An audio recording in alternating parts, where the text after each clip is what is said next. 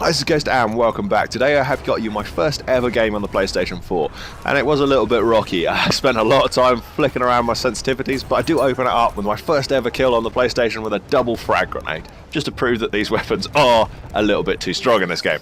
Now, I am sniping on this. The main reason I chose the sniper rifle is because when I first started playing a game, I wanted something that I felt comfortable with. I've got very used to sort of a selection of a few weapons in the game. My favourite medic weapons, the auto-loading 8 extended. My favourite assault rifle is probably the Storm Automatico, well, behind the Hellriegel, but I wasn't going to start with the Hellriegel, obviously.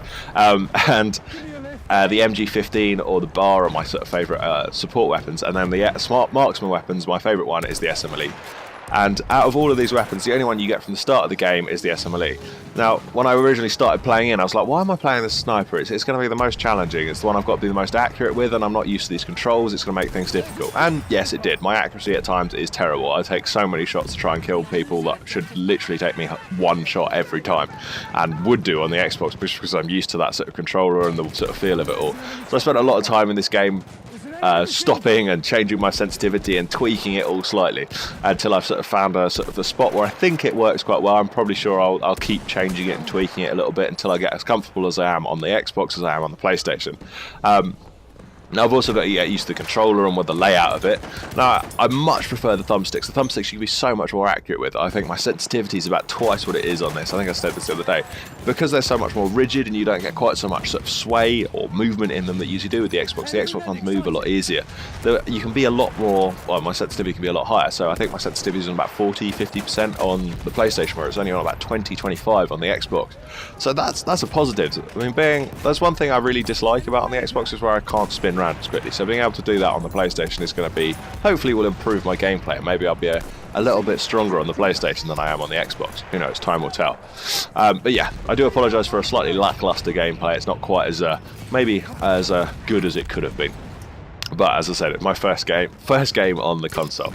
I do also have to apologise. I do sound a little bit off, or at least I think I sound a little bit off. I've picked up a nice little bout of a cold. I'm not sure it's man flu. I think it's just a cold. So I do apologise if I sound a bit sniffly or a bit more nasally than I usually do. That guy scared the crap out of me. I genuinely thought it was a guy running at me. But yeah, so the PlayStation itself, I think it's a great console. Everyone knows it's a great console. Why am I saying things like that? The PlayStation itself on the game, it plays almost exactly the same. The controls are pretty much the same as well. The only thing that really catches me out a lot is the D-pad. It's a little bit off.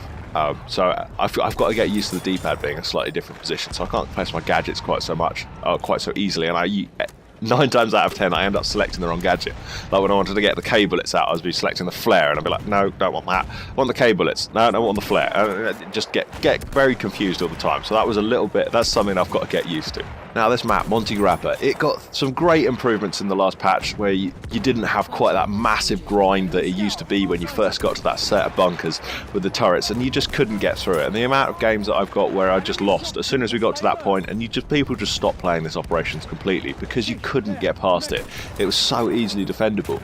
And I don't understand why DICE went, you know what, that bunker, we sorted that. We'll solve that issue. The next one, people will get around that one, won't they? Oh no, wait, we still just end up with the same thing. If they are well entrenched, if they just give up on A and C on this map, on this sector, then they all just sit in B. There is nothing you can do to get them out. It's such a big area down there, and both positions really favour the defender. Obviously, they're going to be designed so they would defend. They would favour a defender. They're made for defence. But the way that works in this game, it means you can't really aggress them, and it almost ruins the operation because you can't get into these points. Like, the back point would be great, but it's such a steep stairs. By the time you start getting about halfway up so you can see them, they've already had about 10 minutes to shoot at your ankles, and they've killed you, or they've thrown so many gas grenades or flame grenades that you cannot get up those stairs without dying. You're already on about 2 health by the time you even see them. And it's annoying, it really is, and it sort of really saps the enjoyment out of this operations. The rest of the map is great. Without these 2 bunkers, it would be so good, and the way that they changed it also annoys me. Yes, it made it much more playable, but it was such a sort of cheap way of doing it. It completely took out the point of the bunkers. I don't want the bunkers, I hate them, they are really annoying, but at the same point, they're there, they're part of the map, they are something that you have to deal with. And it would make it so much better if they could just give it so it have another entrance or another couple of ways of getting in. You could destroy part of the bunker and get in the roof. Like, I don't understand why they couldn't have it so once you destroy the turrets that you then can break in the roof and hop in through the roof as well, giving people much more access to being able to throw grenades in and break everyone out.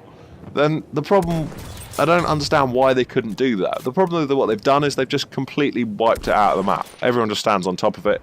To be honest, that is the best way of getting past both of these maps. If everyone would have a brain cell, and when you're trying to attack the B flag, rather than all just standing off of it trying to get kills or trying to jump in the entrances and things, just everyone stand on top of it, you will cap it. End of. Move on to the next point. Cap A, cap C, then everyone just go and stand on the roof. Let everyone sit underneath it. You will cap the flag, and it's a much better way of playing it. And it annoys me immensely. I mean, I don't think this is probably quite such much of an issue on the PlayStation, on the PC, because you can actually have an in-game chat, and you can go, guys, quickly, all just stand on the top. We'll cap it. It's moving enough that we will just get it. And it's kind of annoying on the PlayStation and the Xbox. You don't have that sort of in-game chat, so you can't really talk to everyone and go, here, guys, this is how we're going to do this. And it does detract a little bit from that, and it does make these points very difficult to attack, especially, well, at least I assume it is. I haven't played it on the PC. I'd assume that you could try and encourage your team to try and do that aspect of it. But I really would love to see an Archive patch them change it so they bring the bunker back in, because I don't think it should just be something that's completely disregarded in the game. It would be so much better if it was something that was there, but it just needs to have that sort of that balancing factor of being able to get into it in a different way, and it is painful to see that happen. And I wish hopefully they do go through and do change it. I mean, it is very much possible to attack those points, but I think it would make it so much better if they could change it so it wouldn't do that, or they could have it at those points. And on top of that, it would actually encourage others, when you're defending, a support player to pull out a repair wrench and go, well, if we don't keep this thing alive, they're just going to pop in through the roof and we're going to lose this point. So you can get a support player sitting there and repairing it, making sure people don't destroy it, and making sure it is something that you can stop people just egressing straight into. I got so lucky here. I don't know how I got these 2 kills.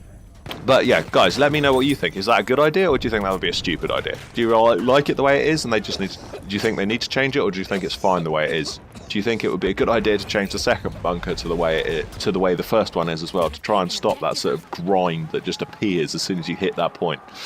But guys, I was saying about I don't know where I'm going with this. I was going to say something and it completely blurted out of my mind, and I don't know where it went to. But guys, I hope you enjoyed this PlayStation gameplay.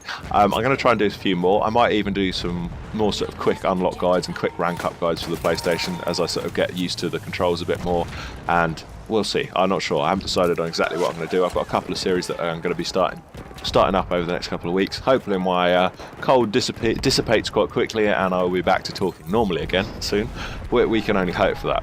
But guys, this game is drawing to an end. I think my final score was like 65 and something. Unfortunately, as I said, we didn't actually manage to get the last point. And well, not the last point, we didn't even manage to get this sector, which is slightly irritating. But hey, I had more fun attacking than I would have defended. I have to say, defending can be quite dull and you can just sit there doing nothing for a large amount of time. But anyways, I hope you really enjoyed this game. And I shall see you next time. Thank you very much for watching, and goodbye for now. Bye.